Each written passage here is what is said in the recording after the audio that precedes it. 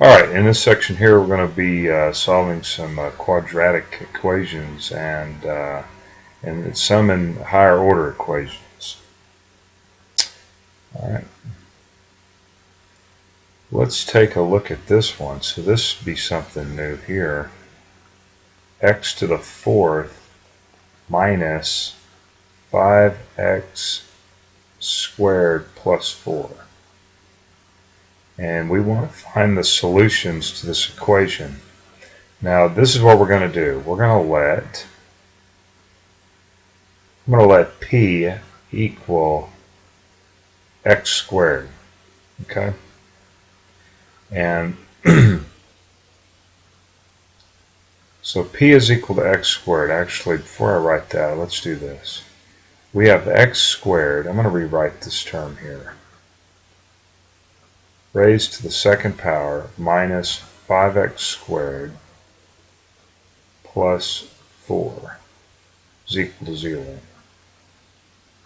So we've learned all kinds of techniques up until now how to find the solutions to a quadratic. You know, there's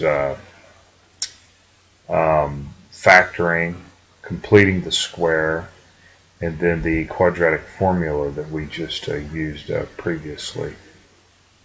Well, now what I'm going to do, since I'm going to let p equal x squared, I'm just going to substitute this x squared here in for p. Now we've got something that you've seen before. Okay? And so now I'm going to, let's see, 1. I'm just thinking here, can I factor this thing? That's what I'm looking at. Can this thing be factored? You know, I think I can factor this. Let's look at this. P minus 1 times P minus 4. Instead of having to use the quadratic equation, we're just going to factor and see if this works. P times P is P squared.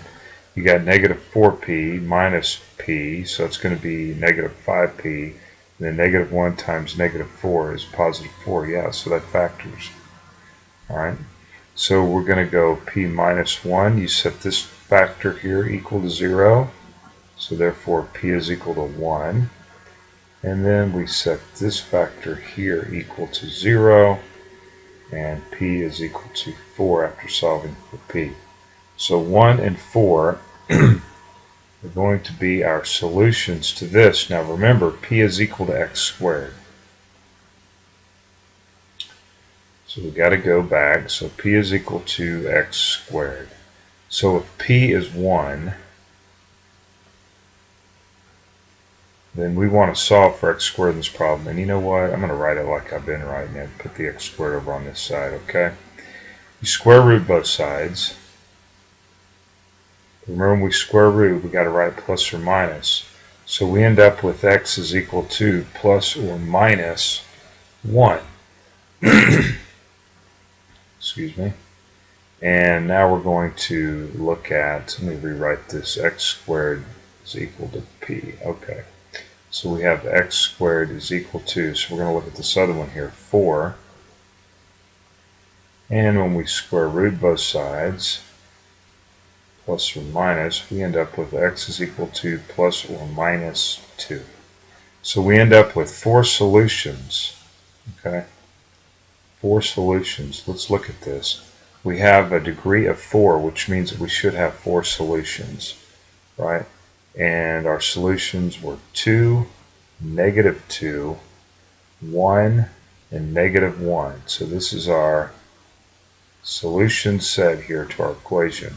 And of course we can take this 2 and plug it in. Alright, and check it. This side should be equal to 0. You can take negative 2, plug it in, same thing. Alright, so all these work out. Okay, so this was a technique, a new technique, and of course I'm going to work some more examples of this one. Alright, let's look at, here's a good one. 4x to the fourth minus 37 x squared plus 9 is equal to 0. So we're letting x squared equal p. So I'm going to rewrite this so maybe you can see what's going on here. All right. And square minus 37x squared plus 9 is equal to 0. So as you can see here, this 2 times 2 is 4. Okay, this is just rewritten. Now I go through, substitute this x squared in, put a p in for x squared, so that becomes p squared minus 37p plus 9 is equal to 0. Now, instead of using the quadratic formula, we can factor this. But now I just want you to look at something. 4 times 9 is 36. We know that we're close here to 37. Okay? And we know that 1 times 9 is 9. So, I don't know if you caught all that or not, but that kind of gives us a clue that we can factor this thing. Especially when I said 4 times 9 is 36. That's close to 37, you see. So I'm going to put a 1 here and a 9 here. Because 4 times 9 is 36, and then plus 1 is 37. But if I were to make this a minus, and this a minus right here, you see negative 1 times negative 9 is positive 9. All right. So this is going to work out. So if we can factor these things, it's a whole lot faster than having to complete the square. You know, we can always complete the square, use the quadratic formula. All right, so I'm going to set both these factors equal to 0 and solve for p. So in this particular case, p is 1/4. And then we do the same thing with the other one. And p is equal to 9. But don't forget this up here, right? So we're going to have, just rewrite this as x squared is equal to p. And p happens to be, in this particular case, 1/4, or 4. So then we want to square root both sides. So we end up with x is equal to plus or minus, don't forget the plus or minus, 1/4. And of course that becomes plus or minus a half, right? Square rooting 1 is 1 and square rooting 4 is 2. Alright, so there's 2 solutions. Now we're going to do the other one. So we have x squared is equal to 9. And we square root both sides. We have plus or minus square root of 9, which is equal to plus or minus 3. So we have now found our solution set. There's 2 solutions and 2 more solutions for 4 solutions. Right. So our solution set is, I'll write it in curly brackets here, we have a 3, a negative 3, a half, and a negative half. Okay, our solution set. Good deal. Alright, let's look at something different this time. We have x minus 5 square roots of x plus 4. And that's going to be equal to 0. Now in the previous case, we were letting p equal x squared. But now in this case, we're going to let p squared equal x. Yeah, it sounds nuts, but this is what we're going to be working with right here. Okay, and of course it'll become clear just as soon as you see what I'm about to do.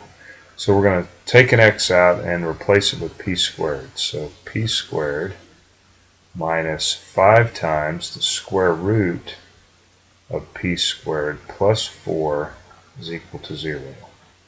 Now of course I'm going to rewrite this. This is p squared minus 5. Now the square root of a square, right, the square just goes away. Minus 5p plus 4 is equal to 0. Alright, and I do believe we can factor this. 1 times 4 is 4, but we have 5 here, so probably it's going to be a 1 and a 4, and a minus here. Right? So we have p times p is p squared, then we have p times negative 4. It's going to be negative 4p minus 5, so you see minus 5p, and then negative 1 times negative 4 is positive 4. So we set both of these guys equal to 0. Solving for p, we get p is equal to 1 there. And p minus 4. And of course p is equal to 4. Alright, but we're not done because we got to go back up here now and plug that in. Okay? We must go back up here and plug this in. So we have p squared is equal to x. Well, we'll start with this one first. So this would be 1 squared is equal to x, and therefore x is equal to 1. So there's one solution. And then we do this one here. We have 4 squared is equal to x, and so this becomes 16 is equal to x. Alright, simple enough.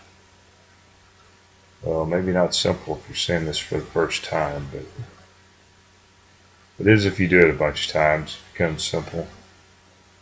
Alright, let's look at another one here.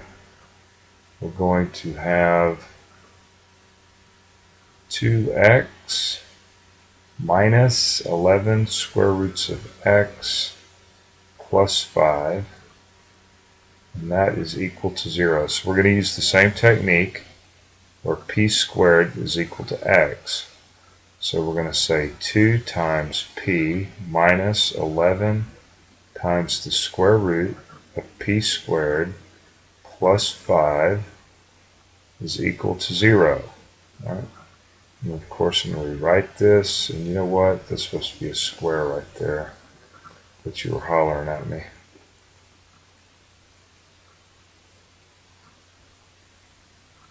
Alright.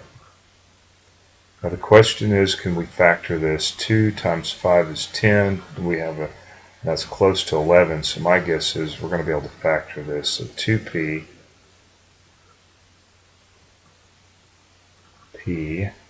hope we're going to be able to factor this. If I were to put a 5 here, of course it's a positive, so this is going to have to be a minus 1 and a minus here, right? So 2p times p is 2p squared. 2p times minus 5, there's going to be negative 10p. And then negative 1 times p is negative 11p, and negative 1 times negative 5 is positive 5. Good.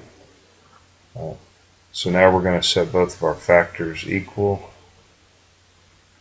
to 0, and so we have p is equal to a half, and p minus 5 is equal to 0, and so we have p is equal to 5. Alright, so now that we have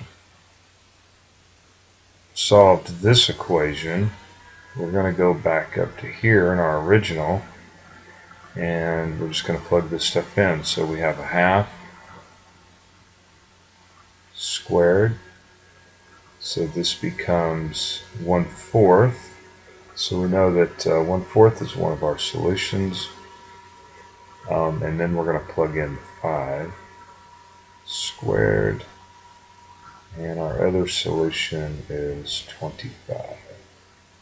So here are our two solutions to our original equation. Of course, you can plug those in if you want. Plug in a 4th, and this side should equal 0, and then plug in 25, and you should get the same thing, equal to 0. So you want to check those solutions out. All right. This would be a different form here. X plus 1 quantity squared plus x plus 1 minus 20 is equal to 0. So what I'm going to do here is I'm going to let p equal x plus 1. Alright, so that's going to make that a p squared plus p.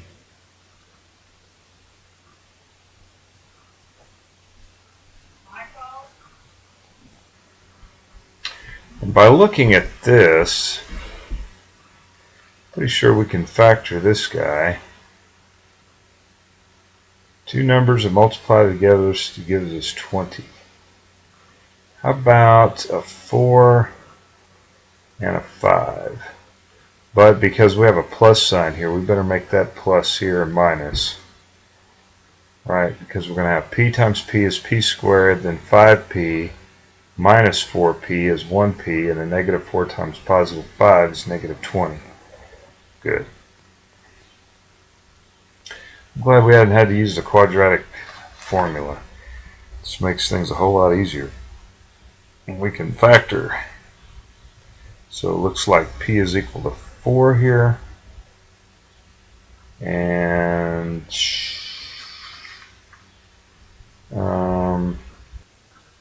then we're going to have p plus 5. That's equal to 0, so therefore p is equal to negative 5.